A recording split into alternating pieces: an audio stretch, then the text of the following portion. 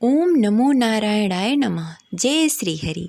प्रिय श्रोताओं, आप सभी को माघ पूर्णिमा की हार्दिक शुभकामनाएं। आज सुनेंगे माघ पूर्णिमा व्रत कथा। तो प्रेम से बोलिए लक्ष्मी नारायण की जय।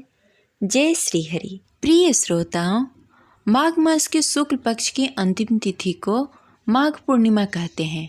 यह पूर्णिमा सभी पूर्णिमाओं में खास होती है। माघ पूर्णिमा के दिन संगम पर माघ मेला में जाने तथा स्नान करने का विशेष महत्व है। पुराणों के अनुसार माघ मास की पूर्णिमा के दिन देवता धरती पर आते हैं और गंगा में स्नान करते हैं। इस शुभ संयोग में दान, पुण्य और मंत्र से उन्हें प्रसन्न किया जाता है। पुराणों के अनुसार माघ पूर्णिमा के दिन स्वयं भगवान विष्णु गंगा में निवास करते हैं। इस दिन गंगा स्नान करने से भगवान विष्णु की कृपा होती है तथा धन संपदा, लक्ष्मी, यश, सुख, सौभाग्य तथा उत्तम संतान की प्राप्ति होती है। माघ पूर्णिमा पर गंगा तथा अन्य पवित्र नदियों तथा सरोवरों पर स्नान करके तिलांजलि देना चाहिए तथा पितृ तर्पण करना चाहिए। इस दिन दान दक्षिणा देने से 32 गुना फल मिलता है। इसलिए इसे माघी पूर्णिमा के अलावा बतीसी पूर्णिमा भी कहते हैं। दान करने से सभी प्रकार के संकटों से छुटकारा मिल जाता है और जातक को मोक्ष की प्राप्ति होती है। पूर्णिमा पर माता लक्ष्मी के मंत्रों का जाप करना चाहिए। इससे घर में धन संपदा की कभी कमी नहीं होती। इस दिन देवी लक्ष्मी जी को पीले तथा लाल रंग की सामग्री अर्पित करना चाहिए। ऐसा करने से माता लक्ष्मी प्रसन्न होती हैं। प्रयाग में माघ मास में अंतिम 3 बार स्नान करने से जो फल मिलता है वह पृथ्वी पर 10 अश्वमेध यज्ञ करने के बराबर होता है। पद्म पुराण में माघ मास के महात्मा का वर्णन करते हुए कहा गया है कि पूजा करने से भी भगवान श्री हरि विष्णु उतने प्रसन्न नहीं होते जितने कि माघ महीने में स्नान करने मात्र से हो जाते हैं। इसलिए सभी पापों से मुक्ति और भगवान विष्णु की प्रीति प्राप्त करने के लिए प्रत्येक मनुष्य को माघ मास में स्नान करना चाहिए। चलिए सुनते हैं माघ पूर्णिमा व्रत कथा। प्रेम से बोलिए लक्ष्मी नारायण की जय। श्री हरि विष्णु की जय। जय माता लक्ष्मी। पौराणिक कथा के अनुसार द्वापर युग में एक बार माता यशोदा ने अपने पुत्र भगवान श्री कृष्ण से कहा, हे कृष्ण, तुम संसार के रचयिता और पालनहार हो। आज मुझे कोई ऐसा उपाय बताओ जिसे करने से स्त्रियों को सौभाग्य की प्राप्ति हो, साथ ही उसकी सभी मनोकामनाएं पूर्ण हो जाए। तब भगवान श्री कृष्ण ने कहा, हे माता, तुमने अति सुंदर प्रश्न किया है। मैं तुमसे ऐसे ही व्रत को सविस्तार कहता हूँ। ध्यान पूर्वक सुनो। सौभाग्य की प्राप्ति के लिए स्त्रियों को 32 पूर्णमासी का व्रत करना चाहिए। इस व्रत को करने से स्त्रियों को सौभाग्य और संपत्ति मिलती है। यह व्रत अचल सौभाग्य देने वाले एवं भगवान शिव और माता पार्वती के प्रति मनुष्य के अंदर भक्ति को बढ़ाने वाली है। यशोदा जी कहने लगी, हे कृष्ण, सर्वप्रथम इस व्रत को मृत्युलोक में किसने किया था? इसके विषय में विस्तार पूर्वक बताओ। भगवान श्री कृष्ण कहने लगे कि इस भूमंडल पर अनेक प्रकार के रत्नों से परिपूर्ण कातिका नामक एक नगरी में, वहाँ चंद्रहांस नामक राजा राज्य करता था। उसी नगर में धनेश्वर नामक एक ब्राह्मण भी था और उसकी स्त्री अति सुशीला रूपवती थी। दोनों ही उस नगर में बड़े ही प्रेम पूर्वक रहते थे। घर में धन्य धान्य आदि की कोई कमी नहीं थी, परंतु उसको बहुत बड़ा दुख था कि उसकी कोई संतान नहीं है। एक समय एक बड़ा ही योगी उस नगर में आया। वह योगी उस ब्राह्मण के घर को छोड़कर अन्य सभी घरों में भिक्षा लेकर भोजन किया करता था। वह रूपवती से कभी भिक्षा नहीं लेता था। एक दिन वह योगी रूपवती से भिक्षा न लेकर किसी अन्य घर में भिक्षा लेकर गंगा किनारे जाकर भिक्षुक को प्रेम पूर्वक ग्रहण करने लगा कि धनेश्वर ने योगी का यह सब कार्य देख लिया। अपनी भिक्षा के अनादर से दुखी होकर धनेश्वर ने योगी से बोला, हे महात्मा, आप सब घरों में भिक्षा लेते हैं, परंतु आप मेरे घर में कभी भिक्षा नहीं लेते। इसका क्या कारण है? योगी ने कहा, निसंतान के घर से भिक्षा लेकर पतितों के अन्न से तुल्य होती है, और जो पतितों का अन्न खाता है वह भी पतित हो जाता है, क्योंकि तुम निसंतान हो, इसलिए पतित हो जाने के भय से मैं तुम्हारे घर से भिक्षा नहीं लेता। धनेश्वर योगी की यह बात सुनकर बहुत दुखी हुआ और हाथ जोड़कर योगी के पैरों में गिर गया और कहने लगा, हे महाराज, यदि ऐसा है तो आप पुत्र प्राप्ति का उपाय बताएं। आप सर्वज्ञानी हैं, मुझ पर कृपा करें। हे भगवान, मेरे घर में धन धान्य की कोई कमी नहीं, परंतु मैं पुत्र न होने के कारण अत्यंत दुखी रहता हूँ। आप मेरी इस दुख का हरण करें, आप समर्थवान हैं। यह सुनकर योगी कहने लगे, हे ब्राह्मण, तुम चंडी की आराधना करो। घर आकर उसने अपनी पत्नी से सब वृत्तांत कहा और स्वयं तप करने के लिए वन में चला गया। वन में जाकर उसने चंडी की उपासना की और उपवास किए। चंडी ने 16वें दिन उसको स्वप्न में दर्शन दिया और कहा, हे धनेश्वर, जा, तेरे घर में पुत्र होगा, परंतु वह 16 वर्ष की आयु में मृत्यु को प्राप्त हो जाएगा। यदि तुम दोनों पति पत्नी 32 पूर्णमासी का व्रत विधि विधान पूर्वक करोगे तो वह दीर्घायु हो जाएगा। जितनी तुम्हारी सामर्थ्य हो आटे के दिए बनाकर शिव जी भगवान का पूजन करना, परंतु पूर्णमासी का व्रत 32 होने चाहिए। प्रातःकाल होने पर इस स्थान के समीप तुम्हें एक आम का वृक्ष दिखाई देगा। उस पर चढ़कर एक फल तोड़कर शीघ्र ही अपने घर चले जाना और अपनी पत्नी से सब वेदांत कहना। ऋतु स्नान के पश्चात वह स्वच्छ होकर श्री शंकर भगवान का ध्यान करके उस फल को खा लेगी। भगवान शिव की कृपा से उसे गर्भ हो जाएगा। जब वो ब्राह्मण प्रातः काल उठा, उस स्थान पर एक वृक्ष उगा हुआ था जिस पर एक अत्यंत सुंदर आम का फल लगा हुआ था। उस ब्राह्मण ने उस आम के वृक्ष पर चढ़कर फल को तोड़ने का प्रयत्न किया, परंतु वृक्ष पर कई बार प्रयत्न करने पर भी वह चढ़ नहीं पाया। तब वह ब्राह्मण को बहुत चिंता हुई। तब विघ्न विनाशक श्री गणेश भगवान की वंदना करने लगा।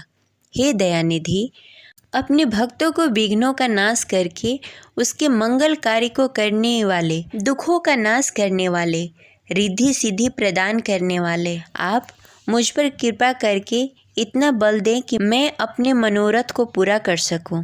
इस प्रकार गणेश जी की प्रार्थना करने पर उसकी कृपा से धनेश्वर वृक्ष पर चढ़ गया और उसने सुंदर आम का फल तोड़ लिया।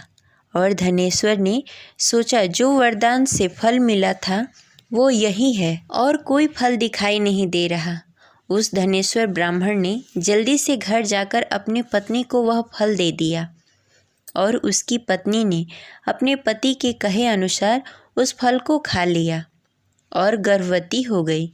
देवी जी की असीम कृपा से उसे एक अत्यंत सुंदर पुत्र प्राप्त हुआ, जिसका नाम उन्होंने देवीदास रखा। माता पिता के हर्ष और शोक के साथ वह बालक शुक्ल पक्ष की चंद्रमा की भांति अपने पिता के घर में बड़ा होने लगा।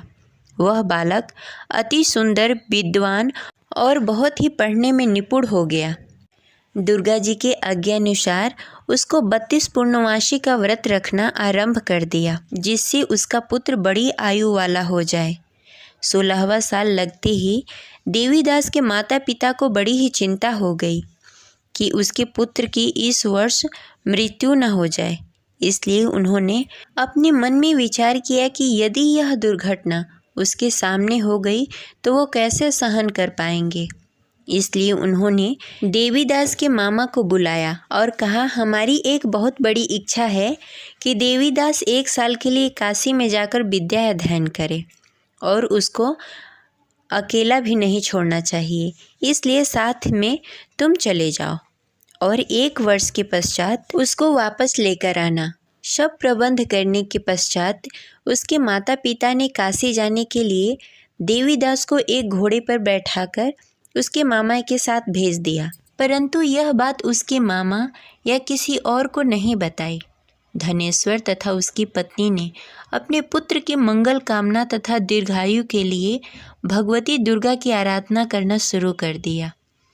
पूर्णमासी का व्रत करना आरंभ कर दिया। इस प्रकार बराबर 32 पूर्णमासी व्रत किया। उन्होंने पूरी श्रद्धा और भक्ति के साथ पूरा व्रत कर लिया।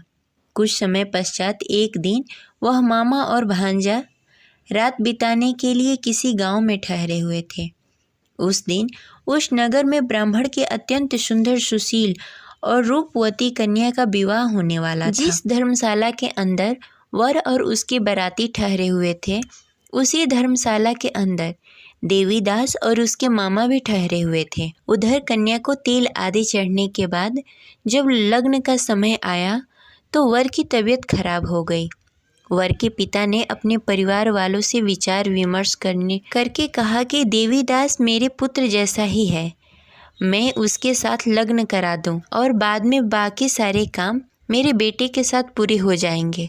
ऐसा करने के बाद वर के पिता ने देवीदास को मांगने के लिए उसके मामा के पास गए और उन्हें सारी बात बताई। मामा ने कहा कि कन्यादान में जो कुछ भी मिलेगा वो हमें दे दिया जाए। वर के पिता ने बात स्वीकार कर ली। इसके बाद देवीदास का विवाह कन्या के साथ संपन्न हो गया। इसके बाद वह अपने पत्नी के साथ भोजन न कर सका और मन में विचार करने लगा, न जाने यह किसकी पत्नी होगी। यह सोचकर उसकी आंखों से आंसू आ गए। तब वधू ने पूछा कि क्या बात है, आप उदास क्यों हैं? तब उसने सारी बातें पत्नी को बता दी। तब कन्या कहने लगी कि यह ब्रह्म विधान के विपरीत है। आप मेरे पति हैं, मैं आपकी पत्नी रहूंगी, किसी अन्य की कभी नहीं हो सकती। तब देवीदास ने कहा, ऐसा मत करिए, क्योंकि मेरी आयु कम है, मेरे बाद आपका क्या होगा। लेकिन उसकी पत्नी नहीं मानी और बोली, स्वामी आप भोजन करिए। दोनों रात में सोने के लिए चले गए। सुबह देवीदास ने पत्नी को 4 नगों से जड़ी एक अंगूठी दी और एक रुमाल दिया और बोला, हे प्रिय, इसे ले लो, संकेत समझकर स्थिर चित्त हो जाओ। मेरे मरण जीवन के जानने के लिए एक पुष्प वाटिका बना लो, उसमें सुगंधित पुष्पों को उगा लो, उसमें प्रतिदिन जल देना और खेलते कूदते रहना। जिस समय और जिस दिन मेरा प्राण प्राणांत होगा, उस दिन यह पुष्प सूख जाएंगे। जब यह फिर से हरे हो जाएं, तो जान लेना मैं जीवित हूँ। यह समझाकर वह वहाँ से चला गया। इसके बाद जब वर और बाराती मंडप में आए तो कन्या ने उसे देखकर कहा कि ये मेरा पति नहीं है। मेरे पति वह हैं जिनके साथ मेरा रात में विवाह हुआ था। इसके साथ मेरा विवाह नहीं हुआ। अगर यह वही है तो यह बताए कि मैंने इसको क्या दिया। साथ ही कन्यादान के समय आभूषण मिले उसे दिखाए। कन्या की ये बातें सुनकर वह कहने लगा कि मैं यह सब नहीं जानता। इसके बाद सारी बारात भी अपमानित होकर लौट गई। भगवान श्री कृष्ण बोले, हे माता, इस प्रकार देवीदास काशी चला गया। कुछ समय जब बीत गए तो एक सर्प उसको डसने के लिए वहां आया, लेकिन वह उसको काट नहीं पाया, क्योंकि उसकी माता ने पहले ही 32 पूर्णमासी का व्रत कर लिए थे। इसके बाद खुद काल वहां पहुंचा। भगवान की कृपा से तभी वहां माता पार्वती और भगवान गणेश आ गए। देवीदास की मूर्छित दशा को देखकर माता पार्वती ने भगवान शिव से प्रार्थना की कि हे महाराज, इस बालक की माता ने पहले ही 32 पूर्णमासी का व्रत कर लिया है, आप इसको प्राण दान दें। भगवान शिव ने माता पार्वती के कहे अनुसार उसको प्राण दान दे दिया। उधर उसकी पत्नी उसके काल की प्रतीक्षा कर रही थी। उसकी पत्नी ने जाकर देखा कि पुष्प और पत्र दोनों ही नहीं हैं, तो उसको बहुत ही आश्चर्य हुआ। और जब उसने देखा कि पुष्प वाटिका फिर से हरी भरी हो गई, तो वह समझ गई कि उसका पति जिंदा हो गया है। इसके बाद वह बहुत ही प्रसन्न होकर अपने पिता से कहने लगी कि मेरे पति जीवित हैं, उनको ढूंढिए। जब 16वां वर्ष व्यतीत हो गया, तब देवीदास अपने मामा के साथ काशी से चल दिया। इधर उसके पत्नी के परिवार वाले उसे ढूंढने के लिए जा रहे थे कि उन्होंने देखा कि देवीदास और उसका मामा उधर ही आ रहे थे। उसको देखकर उसके ससुराल वाले बहुत ही प्रसन्न हुए और उसे घर लेकर आए। वहाँ सारा नगर इकट्ठा हो गया और कन्या ने भी उसे पहचान लिया।